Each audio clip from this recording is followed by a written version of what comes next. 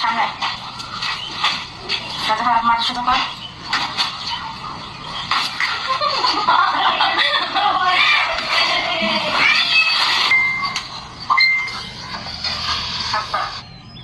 এখন কথা হইল, এই দেশের প্রত্যেকটা ঘরে কিন্তু টুকটাক পুরুষরা নির্যাতিত হচ্ছে।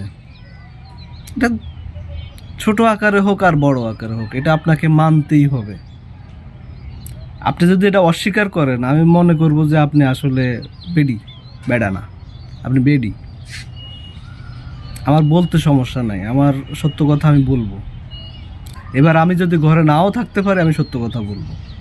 এই যে ভিডিওতে এই কাজটা করতেছে, কি বুঝাচ্ছে, সমাজকে কি মেসেজ দিতেছে?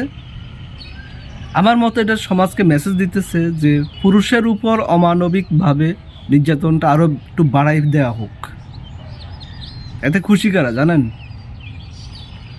এতে খুশি হলো ওই শাহবাগী পতিতারা। আমার তো মনে হচ্ছে এই পতিতাগুলো কোনো মুসলিম ঘরের মেয়ে না, এরা শাহবাগের ডাস্টবিন থেকে এরা জন্মাইছে, যাকে বলে এক কথায় যা র জ। আফসোস, কোন দেশে আমরা আছি, কেমন সমাজে আমরা বাস করি, এটা কেমন মুসলমান দেশ।